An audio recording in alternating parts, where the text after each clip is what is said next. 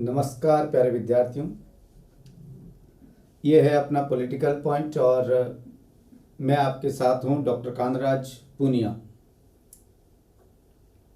सबसे पहले तो जो रिजल्ट का इंतज़ार कर रहे थे रीट दोनों लेवल्स की और सेकंड ग्रेड के रिजल्ट की, वो रिजल्ट आ चुका है। उसके लिए आपको बहुत बहुत शुभकामनाएं जो सफल हुए हैं, और जो प्रयास कर रहे हैं, मैं नहीं कहता कि असफल हुए हैं, पर ज़रूर उनके प्रयास में कहीं कमी रही होगी, कहीं त्रुटि रही होगी। और वो कमी क्या रही है, इसका मेरी ख्याल से आत्म अवलोकन खुद विद्यार्थी को बैठकर करना चाहिए। उस पर अवलोकन मैं नहीं करूंगा, और मेरी ख्याल से ये ठेका जो है ये दूसरों को देना भी नहीं चाहिए, क्योंकि अवलोकन नहीं करना है, आत्म अवलोकन करना है। कहाँ कमी रही, क्या गलतियां की, कहाँ त्रुटियां रही, ये आप खुद मेरी ख्याल से अपने बारे में ज़्यादा बेहतर जानते हैं जितने दूसरे आपके बारे में जानते हैं। आरएएस का एग्ज़ाम है 2 दिन बाद, इसके लिए बहुत बहुत शुभकामनाएं दीजिए। बहुत अच्छा लाइफ का एक पड़ाव होता है ये, और यहाँ पहुँचना मेरी ख्याल से प्रत्येक विद्यार्थी का दूसरा सपना तो जरूर होता है यूपीएससी के बाद, कि वो यहाँ पहुँचे। तीसरी बात, असिस्टेंट प्रोफेसर की बहुत बड़ी भर्ती आरपीएससी जो करवा रही है, जिसकी डेट उन्होंने अक्टूबर में दी है, और ये इलेक्शन ईयर है। ये मैं कई बार स्टूडेंट को कहता हूँ, आपको इंस्टीट्यूट के बहकावे में आने की जरूरत नहीं है, और ज़्यादा बड़ी संस्थाओं पर विश्वास जताने की भी जरूरत नहीं होती है,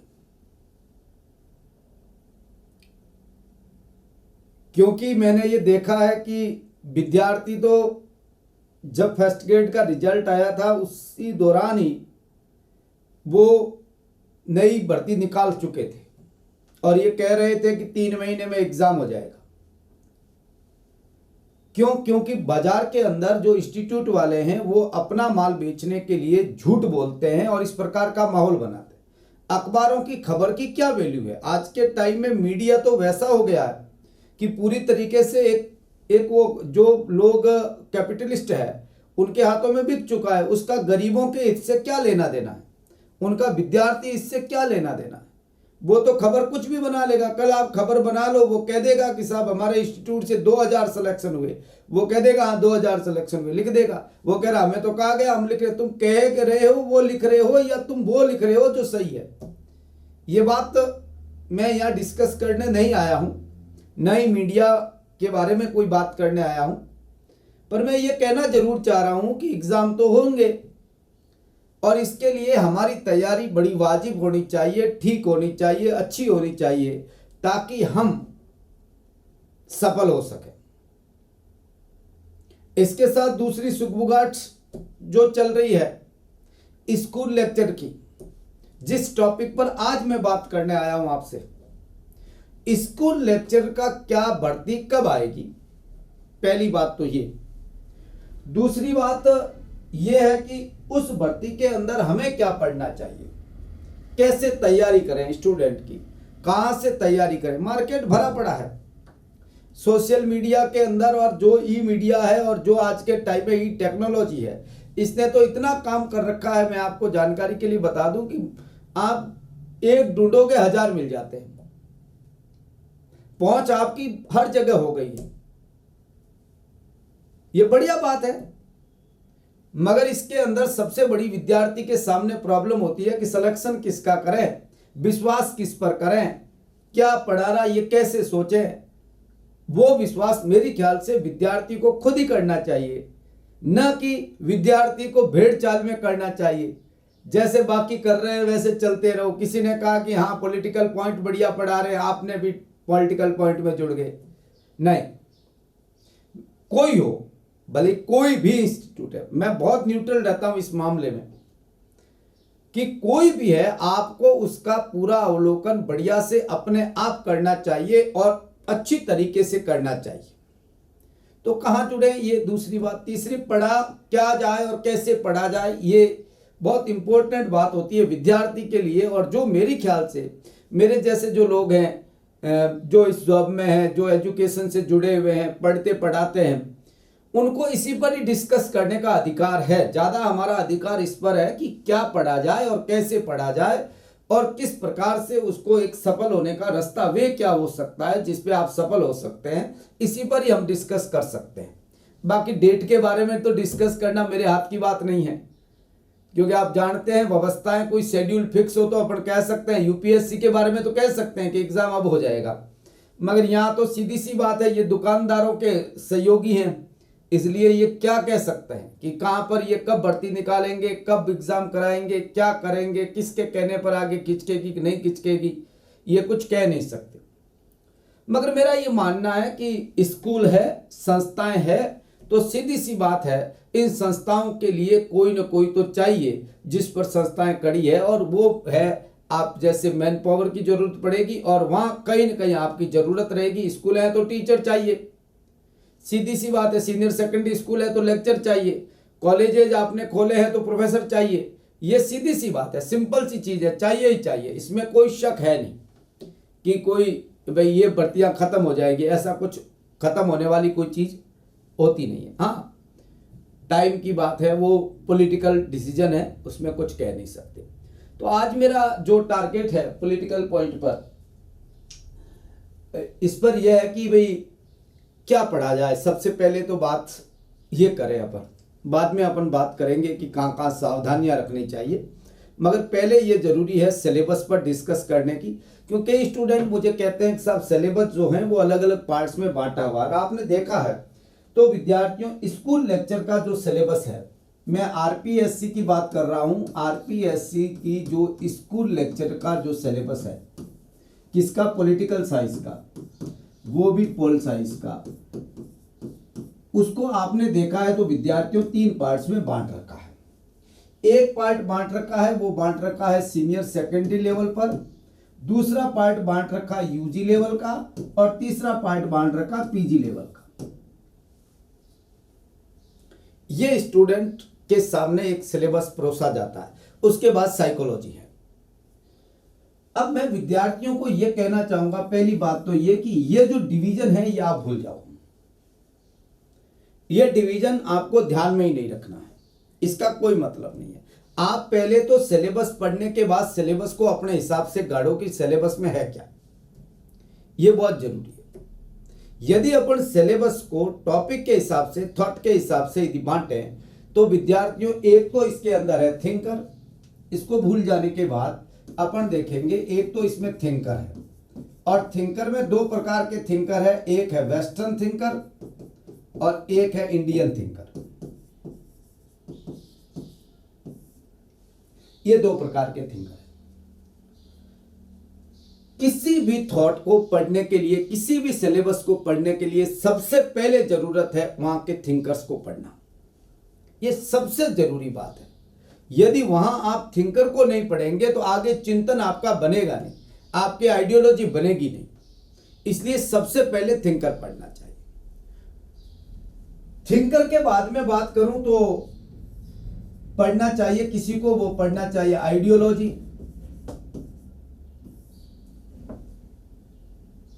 उसके बाद में कॉन्सेप्ट,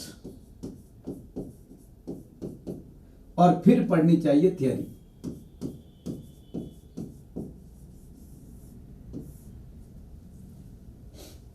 अब सिलेबस में आप देखेंगे ना तो सबसे पहले थियरी दिया होता है, मीनिंग एंड यूटिलिटी सीधा लिख दिया उसने। अब अपन को यदि पहले थोड़ी बहुत समझ तो पैदा करनी पड़ेगी ना, तब तो अपन आगे बढ़ पाएंगे, नहीं तो कैसे बढ़ेंगे। और ध्यान रखना ये ऐसे ही पढ़ा जाता है, पढ़ने का तरीका यही है कि पहले आप थिंकर पढ़े, फिर आइडियोलॉजी पढ़े, फिर कॉन्सेप्ट पढ़े, फिर थियरी पढ़े। अब मैं आपको यहाँ एक बात बहुत इंपॉर्टेंट कहना चाह रहा हूं कि इंडियन थिंकर जो हैं ये विद्यार्थियों एक तरह से अलग है, उनकी अपनी व्यक्तिगत एक चिंतन पर टिके हुए हैं। गांधी है तो गांधी को आप पढ़ोगे तो गांधी को अंबेडकर में कंट्रोवर्सी देख सकते हो, लोहिया में कंट्रोवर्सी देख सकते हो, नेहरू में कंट्रोवर्सी देख सकते हो, मगर इसका मतलब यह नहीं है कि किसी प्रॉब्लम पर खड़ा है। वेस्टर्न थिंकर थॉट पूरा का पूरा किसी प्रॉब्लम पर है, वो लंबवत है। मेरा कहने का मतलब लंबवत है, एक को पढ़ने पर दूसरा समझ में आता है। आप प्लेटो नहीं पढ़ोगे तो एरिस्टोटल नहीं पढ़ सकते, आप सोक्रात नहीं पढ़ोगे तो आप प्लेटो नहीं पढ़ सकते, आप हॉब्स नहीं पढ़ोगे तो लॉक कैसे पढ़ोगे, लॉक नहीं पढ़ोगे तो रूसो कैसे पढ़ोगे, आप बेंथम नहीं पढ़ोगे तो मिल कैसे पढ़ोगे, आप हीगल नहीं पढ़ोगे तो मार्क्स कैसे पढ़ोगे। ये एक दूसरे से जुड़े हुए हैं क्योंकि ये लंबवत डेवलपमेंट है पूरी तरीके से। एक ने प्रॉब्लम क्रिएट की और दूसरे ने प्रॉब्लम को सॉल्व किया। वेस्टर्न थॉट ऐसे चलता है, जबकि पूरी इंडियन फिलॉसफी में क्या है कि अपने आप में गांधी अपने आप में एक कंप्लीट लाइफ फिलॉसफी है उसकी। गांधी ने पूरे कॉन्सेप्ट को एक लाइफ पूरा है, वो अपने आप को पूरा बता रहे हैं कि भाई देखो ये गांधी की ये सोच है। गांधी ने किसी प्रॉब्लम को क्रिएट करके दूसरी प्रॉब्लम का समाधान नहीं ढूंढा है, सबका अपना अपना व्यू है, इस कंप्लीट है। तो इसमें तो कोई जरूरी नहीं है कि आप इसको कंटिन्यूटी पढ़ने में रखें, ये आप कैसे भी पढ़ सकते हैं, इसमें कोई प्रॉब्लम नहीं है। और यहां पर जो बात है वेस्टर्न थिंकर के अंदर स्कूल लेक्चर में, तो विद्यार्थियों यहां हमारा सिलेबस है प्लेटो 2 मार्क्स।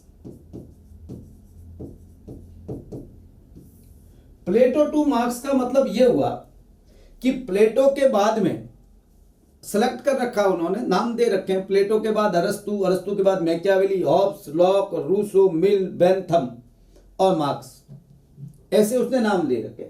मगर इस नाम के सिवाय आपको इसमें कुछ प्लस करना पड़ेगा। आपके जरूरी एग्जाम में ये आपको प्लेटो से पहले ये पढ़ना पड़ेगा, प्लेटो के सामने प्रॉब्लम क्या है, ग्रीक थॉट क्या है, तब तो आप ठीक तरीके से पढ़ पाएंगे। अब कोई लेक्चर आता है, इस पहले दिन ही प्लेटो पढ़ाता है, स्टूडेंट को पता ही नहीं चलता प्लेटो क्या कह रहा है, क्यों कह रहा है, कैसे कह रहा है, प्लेटो के सामने प्रॉब्लम क्या है। इसलिए जरूरी है कि स्टार्ट से फिलॉसफी कभी भी स्टार्ट से पढ़नी चाहिए और उसका ग्राउंड बैकग्राउंड बहुत अच्छा होना चाहिए आपका किसी को।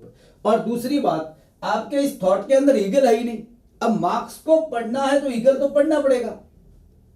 आपको पूरा का पूरा इन्होंने मध्यकाल छोड़ दिया, मिडाइवल एज जो था पूरा का पूरा इन्होंने छोड़ दिया।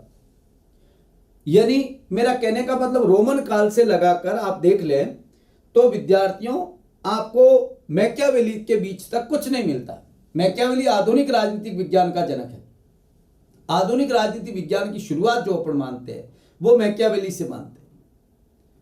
तो फिर उस चिंतन की शुरुआत जो अपन मैकियावेली से मानते हैं, तो मुझे बताइए अरिस्टोटल से लगाकर मैकियावेली के बीच का जो काल है, जो 1700 साल है, वो कहां गए, उसको भी तो पढ़ना पड़ेगा। मैं कहना यह चाह रहा हूं कि कोई चीज आपको पढ़ते हुए आपका बीच की लीकेज, ठीक है, इंपॉर्टेंस है, हर टॉपिक की अपनी एक इंपॉर्टेंस है। जिसकी इंपॉर्टेंस कम है उसको कम जोर देना चाहिए और जिसकी इंपॉर्टेंस ज्यादा है उस पर ज्यादा जोर देना चाहिए। मैंने मेरे क्लासेस के अंदर पढ़ाते समय यह बात का ध्यान रखा है कि स्टूडेंट सीधा जाकर, ऐसा नहीं है कि वो कहीं से उठाकर कहीं पढ़े, लंबवत पढ़े, एक की बात को दूसरे के साथ जोड़कर, दूसरे को तीसरे के जोड़कर कंपैरेटिव स्टडी करते हुए समझ कर पढ़े, यह बहुत जरूरी है। दूसरा, मैं आपको एक बात यहां और कहना चाह रहा हूं विद्यार्थियों की, आपको पढ़ते समय यह बहुत अच्छी तरीके से ध्यान रखना है। कुछ थिंकर ऐसे हैं जिसको आपको आगे पढ़ना है। कहां पर पढ़ना है, कॉन्सेप्ट में। कॉन्सेप्ट में आपके जो सिलेबस के अंदर कॉन्सेप्ट है उसमें एक तो है अधिकार, स्वतंत्रता, समानता, न्याय और लौकिकीकरण। सेक्युलरिज्म कह दो या धर्मनिरपेक्षीकरण कह दो, कोई फर्क नहीं पड़ता है ना।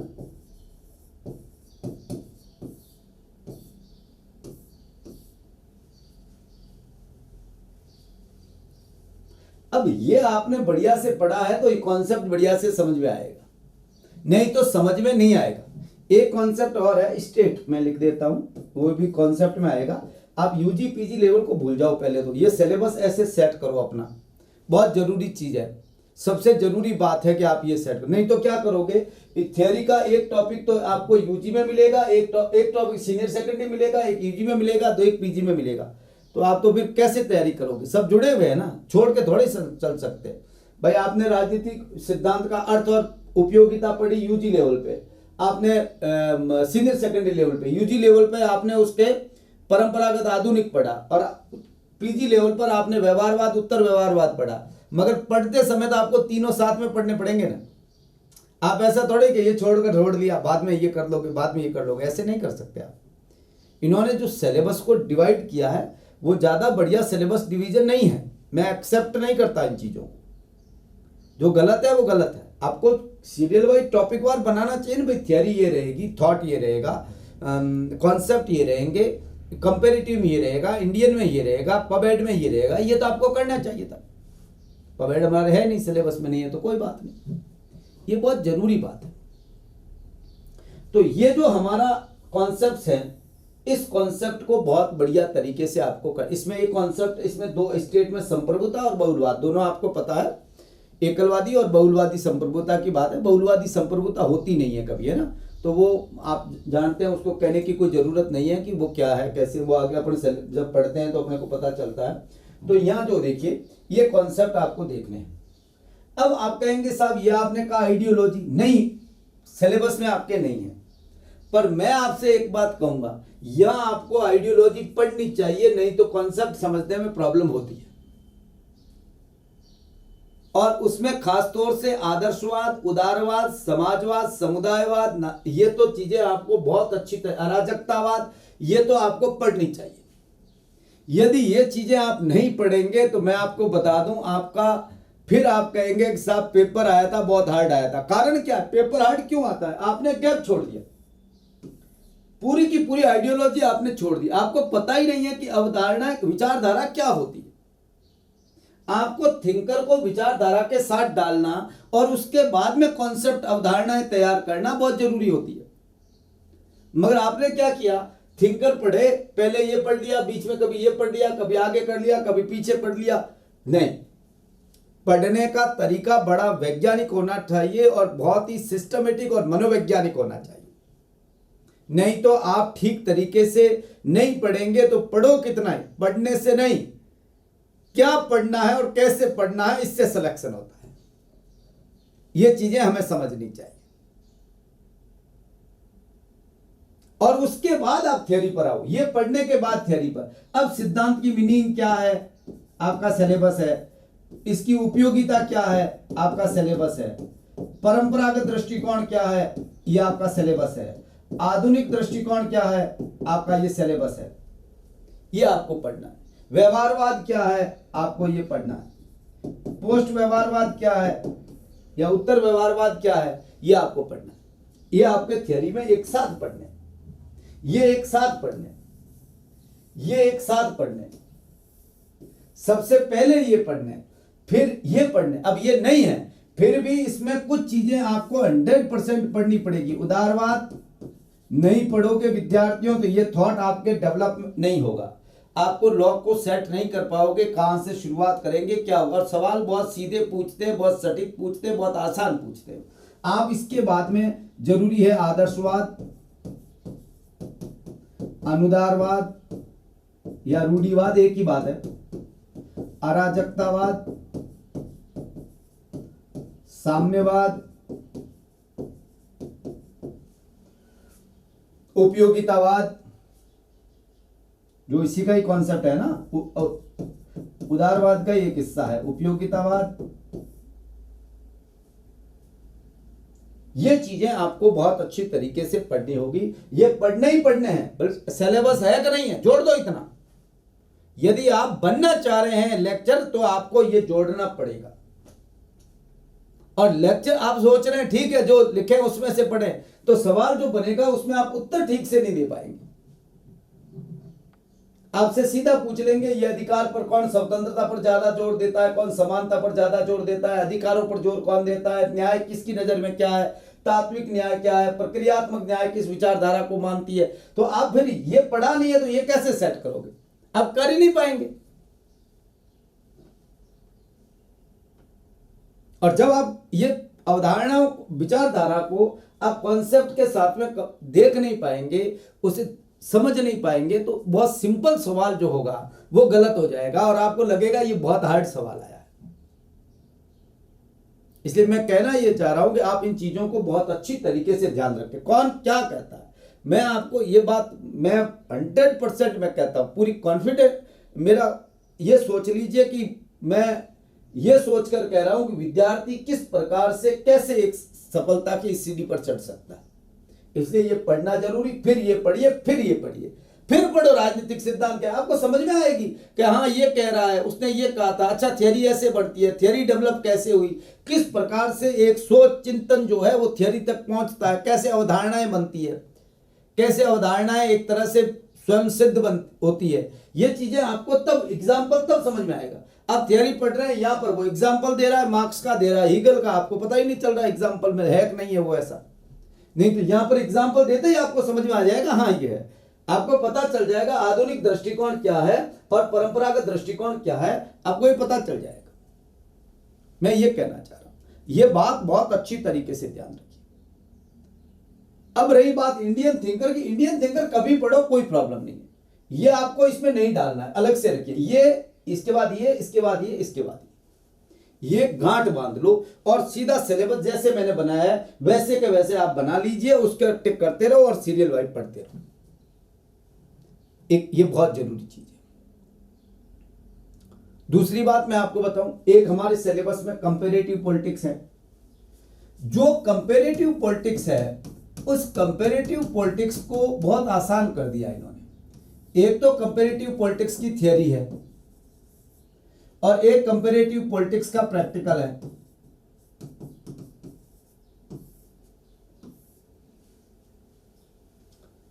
थियरी जो है इसमें बहुत आसान सी थियरी है। एक तो है पॉलिटिकल सिस्टम डेविड स्टर्न की और उससे जुड़ी हुई बातें आपको पढ़ना है। दूसरा है स्ट्रक्चरल संरचनात्मक प्रक्रियात्मक सिद्धांत पढ़ना है। पॉलिटिकल डेवलपमेंट पढ़ना है और पॉलिटिकल कल्चर। ये किसकी थियरी है? कंपैरेटिव पॉलिटिक्स की थियरी है। ध्यान रखिए, कंपैरेटिव पॉलिटिक्स की थियरी है। अब कई बार सिलेबस मैंने ये बात आपको बता दूं, सिलेबस ढंग से पढ़ लिया है तो आपके आधी तैयारी हो चुकी है। सिलेबस मैं कई स्टूडेंट को जानता हूं जो पूरी तैयारी कर लेते हैं, सिलेबस नहीं पढ़ते। उनसे पूछ लो ईमानदारी से कि बता सिलेबस में क्या है। मैं आपको बताऊं वो ये नहीं बता पाता कि सिलेबस में क्या है, और उसको कह दो तो वो कह रहा मैं पिछले 3 बार से एग्जाम दे रहा हूं, 2 बार से एग्जाम दे रहा हूं, मैंने उन लोगों से कोर्स ले रखा है, उनसे मैंने पढ़ा है सर, फिर भी मेरा सिलेक्शन नहीं हुआ, मेरा भाग्य ठीक नहीं। अरे भाग्य नहीं, आपकी मेहनत का सिस्टम ठीक नहीं था। भाग्य भगवान ने कोई दुश्मनी नहीं थी आपसे, ऊपर वाले के ऊपर लिख दिया आपके भाग्य में कि नहीं आपकी नौकरी नहीं लगी। ये ऊपर वाले ने नहीं लिखा, हमारा यहाँ हमने ठीक तरीके से अध्ययन नहीं। भाई सिलेबस याद नहीं हमें तो तैयारी किस बात की करें? ईमानदारी से आप अपने दिल पे हाथ रख के सोचिए, क्या आपको सिलेबस, यदि आपने पिछली बार तैयारी की है, पहली बार कर रहे हैं तो मैं आपके ये हेल्प कर रहा हूं, मगर मान लीजिए आपने पिछली बार तैयारी किया तो क्या आपको सिलेबस पता है? नहीं है। यदि सिलेबस पता नहीं है और आपका सिलेक्शन नहीं हुआ तो दोषी कौन है? आरोप लगाना आसान काम है, पेपर आउट हो गया, वैसे हो गया, होते होंगे, मैं उस बात में नहीं, आपको कोई उनको क्लीन सीट नहीं दे रहा हूं ना, मेरे पास कोई राइट है क्लीन सीट देने का। मगर बात यह है कि 40% नंबर लाने होते हैं, नहीं ला पाए, ये तो मानो ना, ये तो मान लो।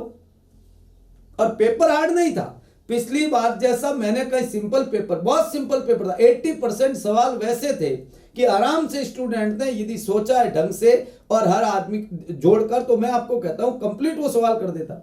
अब पिछली बार उन्होंने ड्वार्किन का सवाल पूछा, जटिल सिंपल सी बात है, वॉल्जर का जटिल समानता पूछा।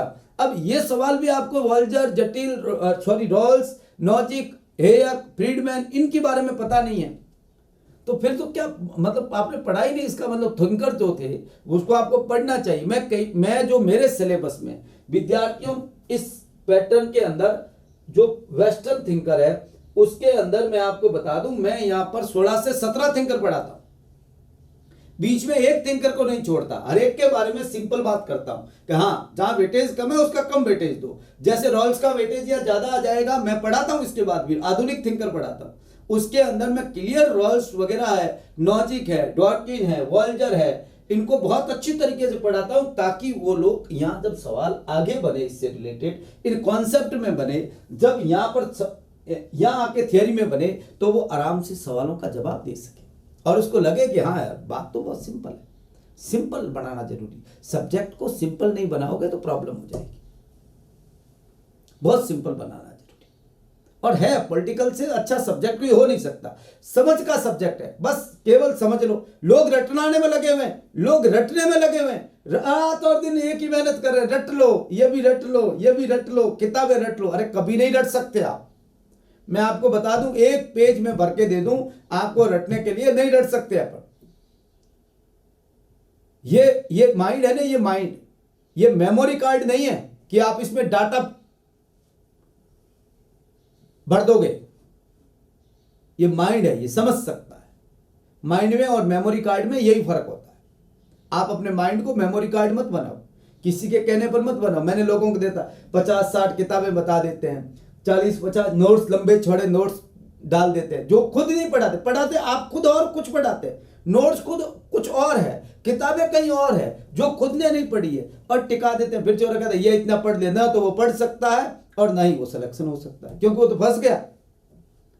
और स्टूडेंट अभी फ्री टाइम में उसको ऐसा लगता है कि ये मैं कर सकता हूं। अरे भाई तेरे पास में जरूरी चीज है कि एक बात को आपको 3 बार 4 बार 6 बार रिपीट, उसका रिवीजन करो, रिवीजन से याद होगा आपको। आप ये सोच रहे हैं कि एक बार देख लिया आपको याद हो जाएगा, विवेकानंद हो आप। आपको क्या करना पड़ेगा, आप एक बार पढ़िए, ठीक थोड़ी समझ में आएगी, आपके पैटर्न सेट होगा माइंड में, फिर उसको ऐसे करिए। आप ध्यान रखें कि भाई इस चीज को हमें ज्यादा जोर देना है, इसको पढ़ना है। पहली बार में सब देखो, दोबारा वही देखो जो इंपॉर्टेंट है, फिर उसको आप नोट्स बनाओ, खुद नोट्स बनाओ। मुझे स्टूडेंट कहते हैं साहब नोट्स जल्दी भेज दो, नोट्स भेज दीजिए, नोट्स भेज दीजिए। मैं नोट्स अपलोड करता हूं, किताब की तरह लिखे हुए मेरे नोट्स हैं, उसमें पूरी तरीके से आप सब मैं लिखता हूं तो एक समझ में आता है स्टूडेंट को समझा क्या रहा है, क्योंकि मैं खुद बनाता हूं, बोल के लिख, जो मैं पढ़ाता हूं मेरी पहले क्लास लेता हूं, क्लास के बाद नोट्स बनाता हूं, ताकि नोट्स वही बने जो क्लास में पढ़ा रहा हूं। ये बातों का मैं ध्यान रखता हूं, बहुत अच्छी तरीके से ध्यान रखता हूं इन बातों का। मैं तो क्लासें भी ओपन रखता हूं, नोट्स भी ओपन रखता हूं। मेरे चैनल पे आप जाकर देख लीजिए, आप क्लासें आपको ओपन मिलेगी, आराम से क्लासें देखिए पॉलिटिकल पॉइंट ऐप पर और फिर लीजिए। मैं स्टूडेंट को 50 से ज्यादा वीडियो ओपन छोड़ रखे, इसलिए छोड़ रखे कि स्टूडेंट पहले अवलोकन करे, देखे समझ में आ रही है कि नहीं आ रही है, नहीं आ रही है क्यों लें। मैं कितना बड़ा हूं कितना छोटा हूं क्या लेना देना है, उससे क्या मतलब है आपको। आपका तो मतलब यह है कि जो पढ़ा रहा है, ये पढ़ाने वाला जो टूल है, ये पढ़ा रहा है, वो मुझे समझ में आ रहा है कि नहीं आ रहा है, बात खत्म। दूसरी बात, वो पढ़ाने का तरीका कैसा है, कॉन्सेप्ट कितना क्लियर करवा रहा है, कितना समझा रहा है, ये जरूरी चीज है, ये बहुत जरूरी है। आप ये इन चीजों को आप समझिए, यह गलती जिंदगी में कभी मत करना, नहीं तो मैं बता दूं हजारों लोगों की जिंदगी इस नाम पे खत्म हो जाती है। मौका जिंदगी आपको पता है 3-4 साल में भर्ती पूरी होती है। आप क्या सोच रहे हैं कि आपको बार बार मौका मिलेगा, हर साल एग्जाम होते हैं, 6 महीने बाद की आप देते रहेंगे। एक गलती को कोई बात नहीं, भूल जाएंगे। जिंदगी में गलतियां भूली नहीं जाती है, जिंदगी में गलतियां आपकी स्थायी हो जाएगी। इसलिए कभी भी ये त्रुटि नहीं करनी चाहिए। मेरा कहने का मतलब यह है, बहुत अच्छी तरीके से जिसका भी सिलेक्शन करें, मैं किसी का नहीं कहता, मगर आप पहले आराम से देखें, परखें, जांचें, समझें, फिर लें। मैं मेरी दुकान चलाने के लिए आसपास में एजेंट खड़े कर सकता हूं, कैसे वो कहेंगे अरे ले लो यार बहुत अच्छा पढ़ाते हैं, बहुत अच्छा पढ़ाता है, ले। और लेने के बाद वो तो रो ही रहा है, आपको भी, क्योंकि वो एक नकबड़े वाली कहानी है ना, एक का नाक काट दिया गया तो वो सभी दूसरों कहता हाँ यार नाक काटने से सांस इतनी आसानी से आती है, तुम भी कटवा दो। तो लोग ऐसे भी समाज में बहुत है। मैं तो कहता हूं विद्यार्थियों को कम से कम मार्केट में तो सच बोला करो, तुम अपनों को क्यों बर्बाद कर रहे हो। जब तुम्हारे साथ जब आपने पढ़ा, भले मेरा कोर्स है, आपको लगता है कि उसमें कुछ नहीं है, उनको कहो यार दूसरों को मत पढ़ो, क्या करोगे आप इसको पढ़ के, नहीं है इसमें मैटर, ज्यादा बढ़िया नहीं है। कम से कम आपके दोस्त तो नहीं फंसे, आप उनको भी फंसा रहे, खुद टांके में टिक गए, दूसरों को भी टिकवा रहे। ये सावधानी रखिए, बहकावे में मत आइए, क्योंकि दुनिया में सब कुछ फ्रॉड चल रहा है, फ्रॉड। हाँ, ये बातें बहुत आसानी से ध्यान रखनी चाहिए। हमारा दिमाग सोच समझकर हमें काम करना चाहिए। दूसरी इसमें प्रैक्टिकल है, ये इतना ही है कंपैरेटिव थ्योरी में। प्रैक्टिकल में 4 कॉन्स्टिट्यूशन, एक यूके, यूएस, यूनाइटेड स्टेट्स का यानी अमेरिका का, फ्रांस का और स्विट्जरलैंड का। बस इन देशों का कार्यपालिका, व्यवस्थापिका, न्यायपालिका, दबाव समूह, pressure group, political party, pressure group पढ़ लो।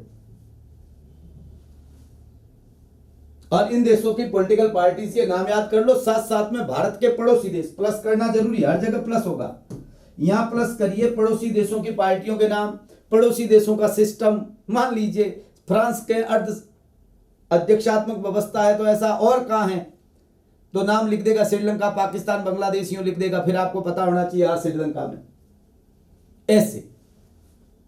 ये बहुत जरूरी बात है। और इसके साथ आप दूसरा यदि प्लस करके देखना है, तो मेरा ये मानना है, एक तो आपको कनाडा पढ़ना चाहिए, क्योंकि हम यहां से ज्यादा असर हमारे पर है, हमारी संघीय व्यवस्था पर। दूसरा, आप यदि और देखना चाहते हैं तो चाइना देख सकते हैं, मैं नहीं कहता ये देखने, मैं तो पढ़ाता हूं स्टूडेंट को, कहता हूं ये देखिए। मैं तो यहां तक साउथ अफ्रीका, नीदरलैंड वगैरह इनके कॉन्स्टिट्यूशन के भी एग्जाम्पल देके समझाता हूं, ताकि स्टूडेंट को समझ में आए कि ये क्या है। मुझे कई स्टूडेंट कहते हैं आपका सिलेबस में सब प्लस बहुत है, ज्यादा बहुत डाल देते हो। अरे ज्यादा नहीं डालोगे तो आप फर्क कैसे करोगे? आपको कनाडा का कॉन्स्टिट्यूशन समझोगे तब तो पता चलेगा कि कोई सवाल इंडिया से रिलेटेड आया, कि भारत की संघीय व्यवस्था से रिलेटेड आया, राज्यपाल का पद कहां से लिया, ये आया, तो उत्तर तो दे पाओगे। पिछली बार बहुत सिंपल सवाल था, बहुत सिंपल, इससे क्या सिंपल सवाल होगा मुझे बताओ? इससे कोई सिंपल नहीं होगा। हेड ऑफ द स्टेट इनका कौन है? मतलब कोई मैं आपको कह दूं कि इससे सिंपल सवाल नहीं, मगर लड़के गलत करके आए। उसमें भी वो कह रहे थे गवर्नर जनरल कहीं कर रहा था, कहीं क्राउन कर रहे थे। यार आप इतना नहीं जानते हैं, फिर भी आप चाह रहे हैं कि मेरा सिलेक्शन। ये मैं इसलिए कह रहा हूं कि आप अपने आप को बैठकर एक दिन कम से कम अपने टाइम पर सोचिए कि कैसे पढ़ना चाहिए, कौन से टॉपिक है जो पढ़ने चाहिए, कौन कौन कैसे सिलेबस सेट होना चाहिए, कंपैरेटिव में हमें क्या पढ़ना है, थ्योरी में हमें क्या पढ़ना है, थिंकर में हमें क्या पढ़ना है, कॉन्सेप्ट में हमें क्या पढ़ना है। ये आपको बहुत अच्छी तरीके से ध्यान रखना होगा, बहुत अच्छी तरीके से ध्यान रखना। इंडियन थिंकर की बात हो गई। अब रही इंडियन के बारे में, तो इंडियन में एक बात तो ध्यान रखना है कि जो थिंकर है 5 केवल इतने ही पढ़ने हैं, इसमें कोई प्लस नहीं करना, ध्यान रखना, इसमें कुछ भी प्लस नहीं करना है, जितने हैं उतने ही पढ़ना है। राम मनोहर लोहिया है, लोहिया पढ़ना है। आपको गांधी है, गांधी पढ़ना है, नेहरू है, नेहरू पढ़ना है। आपको कौटिल्य है, कौटिल्य पढ़ना है, और नहीं पढ़ना है बाकी को छोड़ दीजिए। जितने थिंकर 6 है, 5 है, वो ही पढ़िए, 30 अगला नहीं। अगली बात, इंडियन गवर्नमेंट एंड पॉलिटिक्स में एक तो आपका कॉन्स्टिट्यूशन है। कॉन्स्टिट्यूशन में 3 बात है, एक तो कॉन्स्टिट्यूशन मेकिंग की बात है, एक आपके यूनियन गवर्नमेंट की बात है, एक स्टेट गवर्नमेंट की बात है, एक लोकल गवर्नमेंट की बात है। यह आपका कॉन्स्टिट्यूशन है। इंडियन कॉन्स्टिट्यूशन में यही है। मेकिंग फेडरल सिस्टम, एक और है फेडरल सिस्टम या यूनियन सिस्टम, हमारा यूनियन सिस्टम है। तो making federal system, union government, state government and local government, बस। मगर नहीं, आप पूरे कॉन्स्टिट्यूशन को अच्छी तरीके से, ये तो अच्छी तरीके से पढ़े ही पढ़े, इसके साथ में दूसरे टॉपिक भी हैं, पार्ट्स बारे में संविधान के भागों के बारे में, उनसे रिलेटेड इंपॉर्टेंट आर्टिकल के बारे में आपको 100% ध्यान रखना चाहिए। और इसमें ध्यान रखो, आर्टिकल की लैंग्वेज का ध्यान रखो, भाषा का ध्यान रखो। रटी नहीं जाती है भाषा। लोग कहते हैं बेयर एक्ट पढ़ लो, मुझे कई कहते हैं बेयर एक्ट पढ़ लो। अरे बेयर एक्ट जिंदगी में नहीं पढ़ सकते। किसी ने बेयर एक्ट रटा है क्या? बेयर एक्ट पढ़ने के लिए किताब है क्या? बेयर एक्ट वेरीफाइड करने की किताब है। पढ़ने के बाद आपको कभी लगता है कि इसमें लैंग्वेज क्या है तो आप उसमें देख सकते हैं। वो पढ़ने की किताब नहीं है। बेयर एक्ट कोई किताब का नाम नहीं है कि आप इंडियन कॉन्स्टिट्यूशन का बेयर एक्ट ले आए और उसको आप पढ़ लें। ये जो कह रहे हैं ना, ये मैं मानता हूं दुनिया के मानतम डफोड़ लोग हैं जिनको ये पता ही नहीं है कि बेयर एक्ट कैसे। आप बेयर एक्ट ले आओ, अब क्या पढ़ लोगे उसमें? हाँ, कुछ शब्द है, मान लीजिए उसकी जगह प्रपोजल शब्द यूज है, बिल है या मान लीजिए डिजायर है, शब्द क्या यूज किया उन्होंने, वो बहुत जरूरी मायने रखते हैं। तो उन चीज़ों को आप वेरीफाइड कर सकते हैं, देख सकते हैं। हाँ, ये इसका मतलब ये है, इसकी जगह ये है, इसकी जगह कहीं रिमूवल शब्द है, कहीं इम्पीचमेंट है, किसके लिए इम्पीचमेंट है। ये शब्द बहुत इंपॉर्टेंट शब्दों का जो खेल है वो अपन उसको वेरीफाइड करने के लिए बेयर एक्ट यूज करें। बाकी आप किताब पढ़ें, बहुत अच्छी तरीके से किताबें पढ़ें। मैं आपको बताऊं, जैसे डीडी बसु की किताब ले आइए, बहुत बढ़िया किताब है डीडी बसु की। एक किताब लाइए, जो भी लाए। ये जो है ना, एक लक्ष्मीकांत वांतन, इसके लफड़ों में मत फंसना है ना। ये कुछ लिखते विखते कुछ नहीं है, इन चीज़ों के आप अब दूर हट जाओ। ये हमारी आरपीएससी के साथ सेट नहीं है, मैं आपको बता देता हूँ। सवाल भले पिछले उठा के देख लीजिए, ये बेहतरीन किताबों में काउंटिंग इनकी नहीं होती। दूसरा जो हमारी गवर्नमेंट के बारे में है, प्रैक्टिकल पॉलिटिक्स गवर्नमेंट के बारे में है। इस गवर्नमेंट में आपको ये ध्यान रखना है कि नेशनल बिल्डिंग, जो मैंने आपको कहा मेकिंग के बाद आपको इसके साथ रखना है। कैसे राष्ट्र बना, राष्ट्र के सामने कौन सी समस्याएं थी, किस प्रधानमंत्री के काल में कैसे कैसे काम हुआ, हमारे देश में पार्टी सिस्टम कैसा है स्टार्ट से। अब पार्टी सिस्टम में आपको ध्यान रखना पड़ेगा कि पहली लोकसभा आपके लिए बहुत इंपॉर्टेंट है। उस समय कितने दल थे, कितने राष्ट्रीय दल थे, क्या थे, कितने परसेंटेज वोट मिले, महिलाएं कितनी थी, पुरुष, ये बहुत अच्छा आंकड़ा होना चाहिए। बीच के आंकड़े के ज्यादा वैल्यू नहीं है। दूसरा, सबसे लास्ट जो प्रेजेंट टाइम है, नई लोकसभा बन जाएगी तब तक, आप समझ रहे हैं, एग्जाम होगा तब तक, तो उस लोकसभा तक के पूरे आंकड़े आपके पास होने चाहिए। बहुत बेहतरीन तरीके से, अच्छे तरीके से आप उसको खेलना सीखें, पार्टी सिस्टम। तो इसके बाद में रिसेंट डेवलपमेंट क्या हुआ? रिसेंट डेवलपमेंट का मतलब है जो घटनाएं करंटली जुड़ी है, जैसे जीएसटी आ गया हो, या मान लीजिए महिला आरक्षण विधेयक हो, 370 का मामला हो, पूर्वोत्तर के मामले हो, इन मामलों को आपको ध्यान में रखना है। कॉन्स्टिट्यूशनल जो अमेंडमेंट किए गए हैं उसका ध्यान में रखना है। Political participation, election system, voting, civil society, ये सब आपको ध्यान रखना। साथ ही साथ जाति, धर्म, न्यू सोशल मूवमेंट, ये सब हमारे भारत के, ये आपको ध्यान रखना है। जो पर्यावरण आंदोलन वगैरह, नारीवादी आंदोलन वगैरह है ना, ये इनको ध्यान में रखना है। ये बहुत जरूरी चीज है, जो सीनियर सेकेंडरी की किताबों में भी है और भी बुक्स में जो है। इंडियन तो आपको बहुत अच्छी तरीके से आपको पता होना चाहिए। इंडियन पॉलिटी तो बहुत बढ़िया आपकी करनी पड़ेगी, ये बहुत जरूरी चीज। उसके बाद है इंटरनेशनल पॉलिटिक्स जो है, इसको भी दो भागों में बांट सकते हैं। एक थियरी में ज्यादा बड़ी बात नहीं है क्योंकि इतनी डेवलप नहीं है, न्यू सब्जेक्ट है ये, आप अच्छी तरीके से जानते हैं। 20वीं सदी का सब्जेक्ट है। वेल्स विश्वविद्यालय में पहली बार पढ़ाना शुरू किया गया इसको, पहले तो पढ़ाया ही नहीं जाता। हमारे हिंदुस्तान में जेएनयू ने पहली बार शुरू किया, आजकल ये सब जगह चल रहे। एक तो इसमें थियरी के अंदर आपको उपागम पढ़ने हैं, जिसमें आदर्शवाद, यथार्थवाद, नव यथार्थवाद वगैरह, ये खेल सिद्धांत, इसके बारे में बहुत अच्छी। अगला राष्ट्रीय शक्ति और राष्ट्रीय हित, जो आपको ऐसे भी मैं आपको बता दूं, जब एन.जे. मॉर्गेनथाउ पढ़ाऊंगा तब बात हो जाएगी, तो कोई प्रॉब्लम नहीं है। उसके बाद में इंटरनेशनल ऑर्गेनाइजेशन की बात है, जिसमें यूएनओ बड़ा ऑर्गेनाइजेशन है, आपको पढ़ना है। ईयू, यूरोपियन यूनियन, बहुत अच्छी तरीके से यूरोपियन यूनियन देखना है। आसियान, सार्क, बहुत शानदार, ये ध्यान रखना है सार्क का। एक आपके इसमें है गुट निरपेक्ष, पहले वो एल्बा था, वो खत्म हो गया, अभी है नहीं, ये ऑर्गेनाइजेशन। G20 ये मैं जोड़ देता हूं, G20 इंपॉर्टेंट हो गया ना, अभी हो गया है ना, बहुत जरूरी चीज है, इसको थोड़ा सा ध्यान रखना पड़ेगा। फिर उसके बाद में प्रैक्टिकल पॉलिटिक्स में कोल्ड वॉर के बाद जो भी पॉलिटिक्स हुई है, जो भी घटनाएं घटी है, जो भी कमीशंस बने हैं, जो भी प्रॉब्लम्स हुई है, वो आपको इसमें बहुत अच्छी तरीके से पढ़ना है। फिर सबसे इंपॉर्टेंट बात, इंडियन फॉरेन पॉलिसी, और वो भी कुछ देशों के साथ खास तौर से हमें देखना है, जैसे यूएस है, जैसे यूनाइटेड नेशन में इंडियन फॉरेन पॉलिसी है, गुट निरपेक्ष देश है। इंडियन फॉरेन पॉलिसी के सामने उभरते हुए नए चैलेंजेज है, क्योंकि 2014 के बाद बहुत कुछ बदल गया। आपको इसमें प्रैक्टिकली करंट में 2014 के बाद तो आपको बहुत अच्छी तरीके से ध्यान रखना है। और इसके साथ हमारे जो पड़ोसी देश हैं, इन पड़ोसी देशों की छोटी छोटी प्रॉब्लम भी आपको याद रखनी है, बहुत जरूरी है। कई बार क्या होता है, नेपाल नजरअंदाज कर लेते हैं, सवाल नेपाल से बन जाता है, काला पानी पीला पानी पूछ लेते हैं, लफड़ा हो जाता है, क्या जगह है, नदी है, वो पता ही नहीं चलता लोगों को।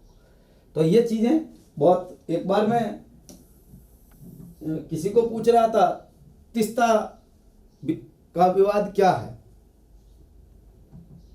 तो ऐसे हम, मैं बस में सफर कर रहा था और मैंने उनसे पूछा, तो आईएएस यूपीएससी की तैयारी कर रहा था वो स्टूडेंट। तो मैं ऐसे जनरली क्लास बैठता रहता हूँ, कहीं भी ट्रेन बस में बैठे हैं तो बात कर रहे हैं, तो कोई ना कोई तो बात करेंगे ना।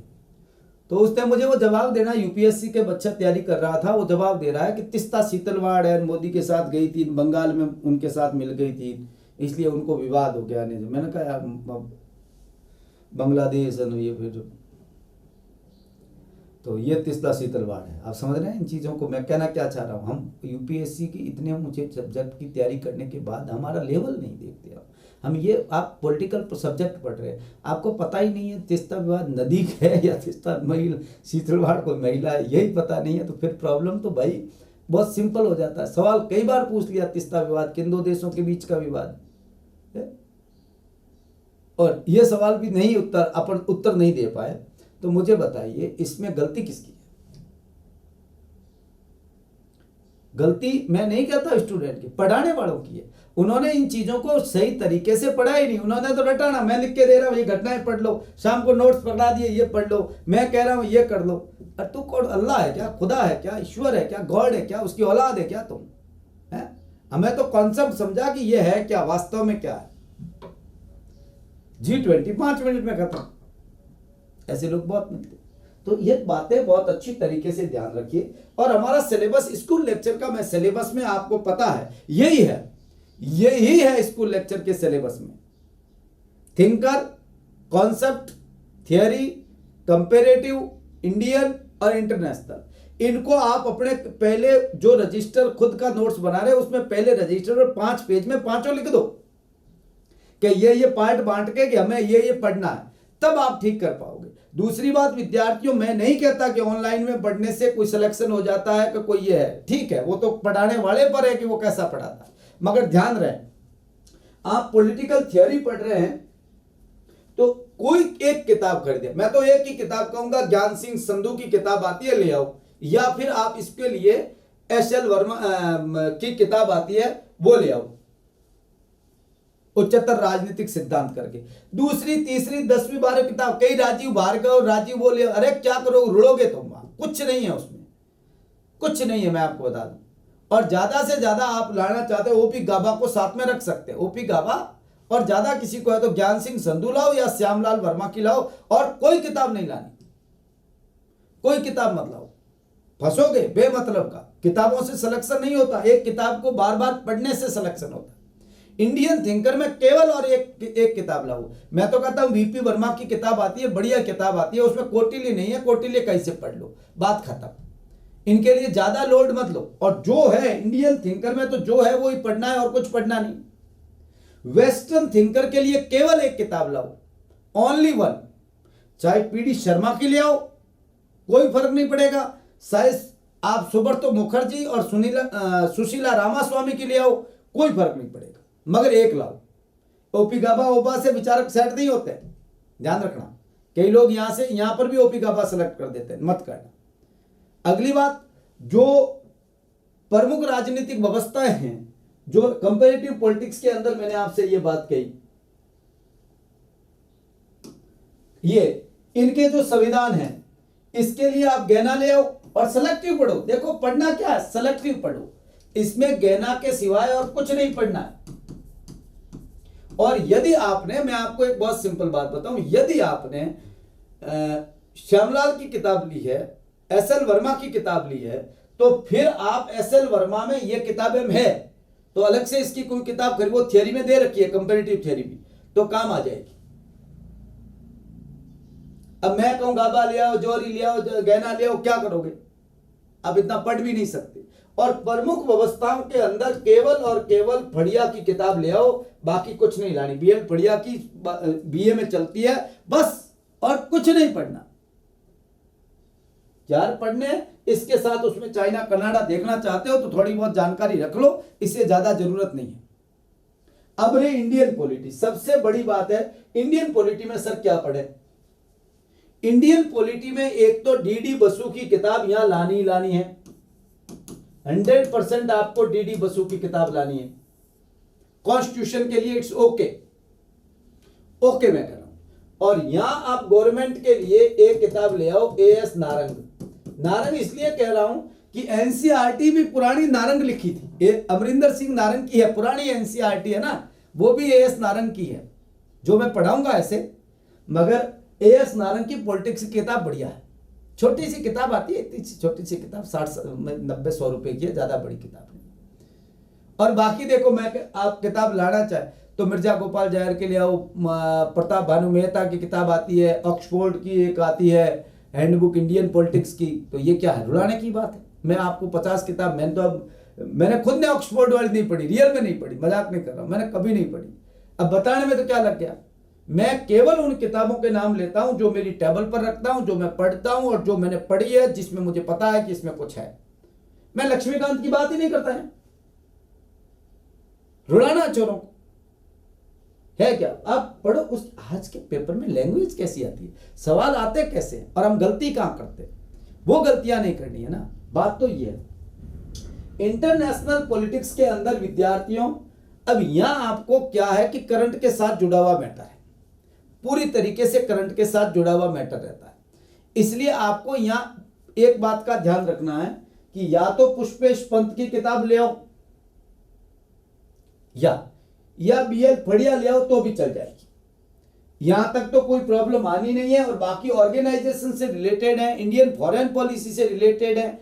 इंडियन फॉरेन पॉलिसी की एक बढ़िया किताब आती है, मेरे ख्याल से उसके 2 पार्ट हैं, मगर एक पार्ट का तो उन्होंने क्या कर दिया है,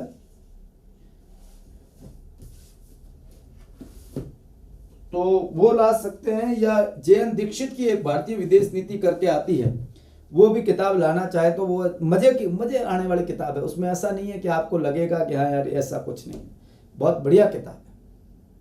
और वीपी दत्त वाली ले आओ तो भी कोई बात नहीं है, बड़ी किताब है। वीपी दत्त के 2 पार्ट है तो उसके क्या है, बड़ी किताब हो जाती है।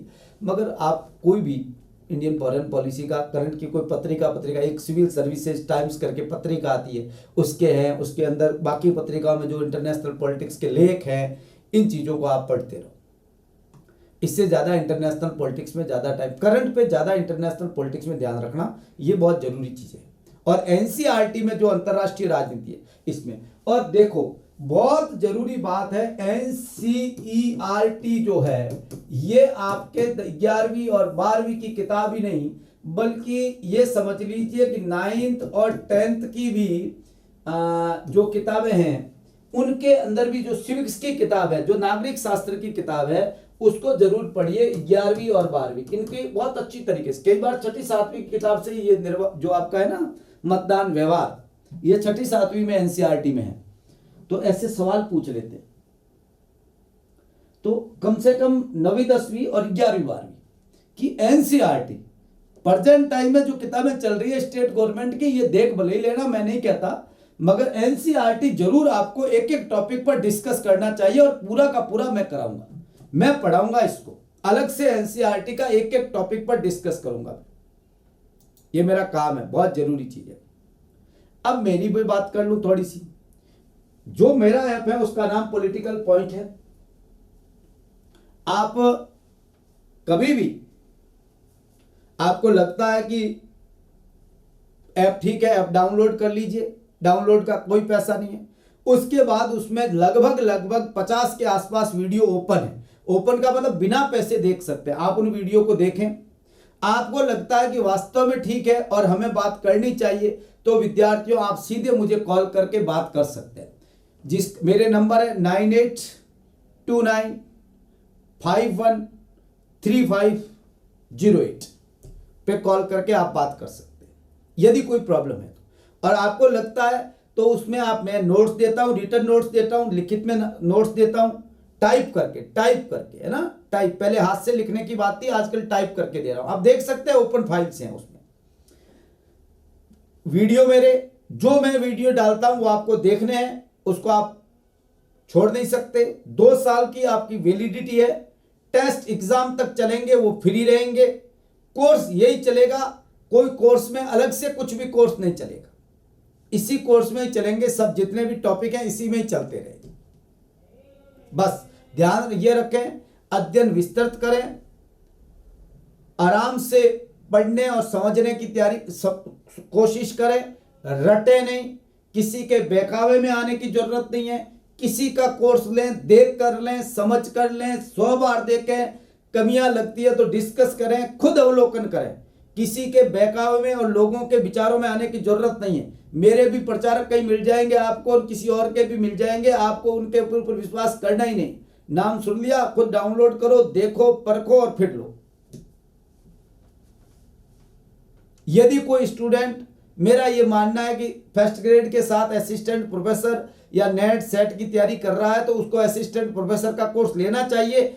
असिस्टेंट प्रोफेसर के कोर्स में स्कूल लेक्चर का पूरा कोर्स इंक्लूड है, उसको अलग से नहीं लेने हैं, दोनों कोर्स लेने की जरूरत नहीं। यदि आप असिस्टेंट प्रोफेसर का कोर्स लेते हैं तो स्कूल लेक्चर का कोर्स उसमें शामिल है, अलग से लेने की जरूरत नहीं है कुछ भी।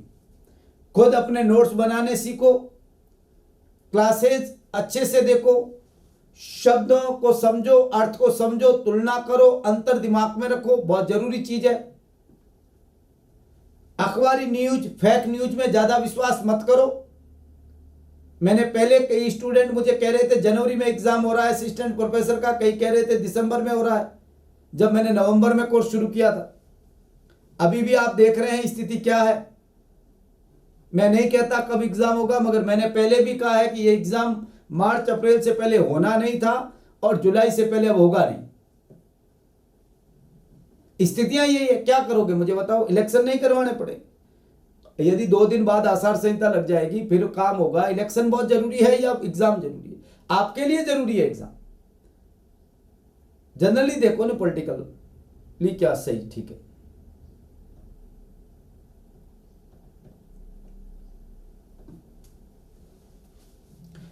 एक बात मैं और कह दूं कि स्टूडेंट मेरे से सवाल पूछते हैं, सर मान लीजिए कोई सिलेबस में चेंज हुआ तो आप क्या करेंगे? सिलेबस में चेंज हुआ तो इसी सिलेबस में मैं कराऊंगा। यदि किसी प्रकार के 2-4 टॉपिक चेंज होते हैं तो वो मैं इसमें पढ़ाऊंगा। आपको ऐसा नहीं है कि ये देख के छोड़ दिया, छोड़ने वाली बात नहीं, ये कंटिन्यू रहता है इसमें।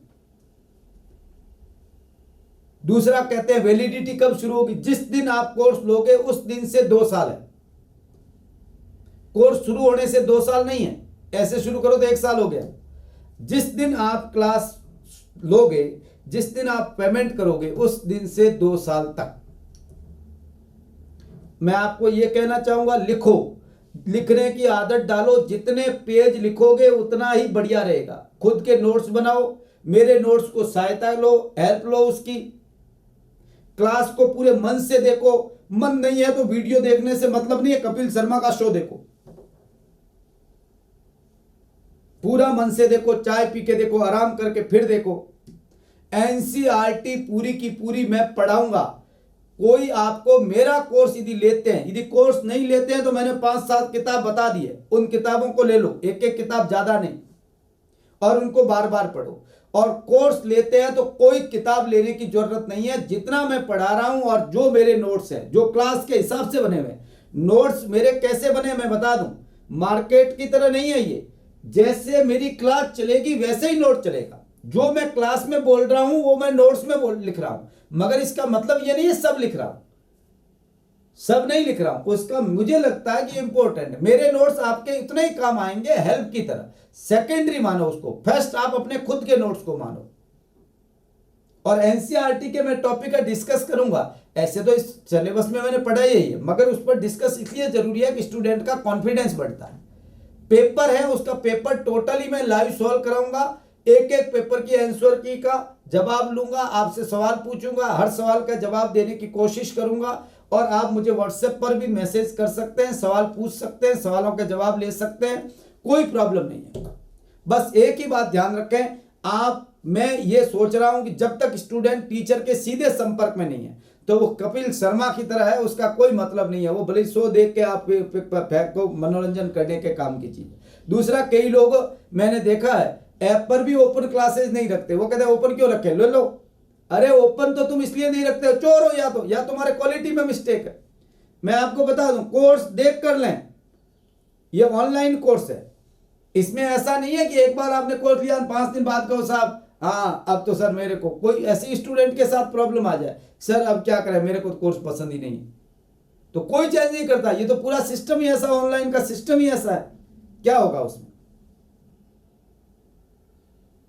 तो ध्यान ये रखो, कोर्स किसी का देखे बिना लो ही मत। और आपको लगता है मेरे लिए पॉलिटिकल पॉइंट की बात करूं, आपको लगता है कि मुझे ये क्लास देखनी है, कॉल करके कहो सर ये क्लास ओपन करो, मैं ओपन कर दूंगा, देख लो, कोई क्लास देखो, मगर मां बाप के खरी कमाई का पैसा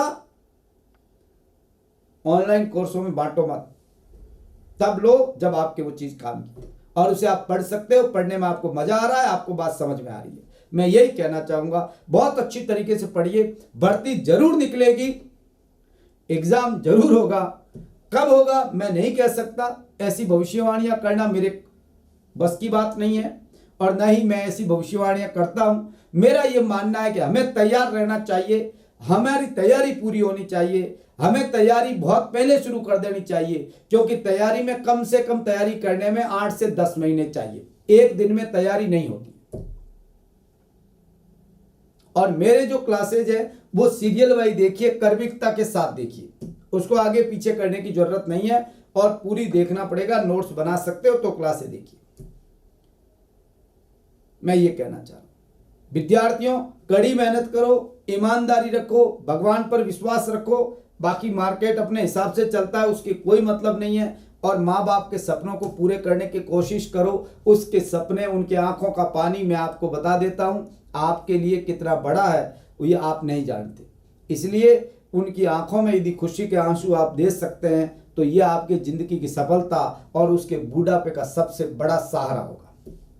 मैं यही कहना चाह रहा हूं, बहुत मेहनत करो, कोई विकल्प नहीं है मेहनत का, शॉर्टकट कुछ भी नहीं होता, और अच्छी तरीके से समझकर पढ़ो, अच्छे लोगों से पढ़ो, जरूरी ये बात है अच्छे लोगों से पढ़ो। कहीं भी आप ऐसे कोर्स में कहीं फंस जाते हैं तो उसको मैं आपको बता दूं, कोई नुकसान हो रहा है तो छोड़ दो, हो रहा है तो हो रहा है, किस्मत की बात है, मगर फंसे हुए मत रहो उसमें।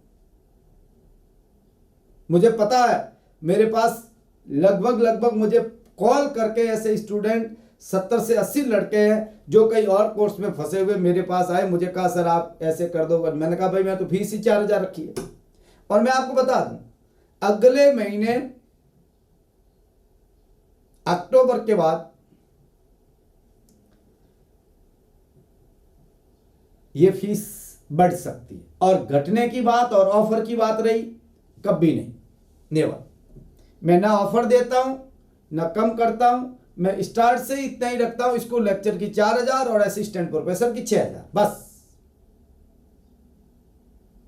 कोई फीस नहीं, टेस्ट वगैरह सब इंक्लूड, अलग से कोई फीस नहीं लेता, कुछ भी नहीं लेता, इस बात का ध्यान रखें। बहुत बहुत धन्यवाद विद्यार्थियों, थैंक यू। मस्त रहिए, खुश रहिए और सबसे ज़रूरी चीज़ है कि एंजॉय करिए पढ़ने के साथ, ये बहुत ज़िंदगी के लिए ज़रूरी है। धन्यवाद।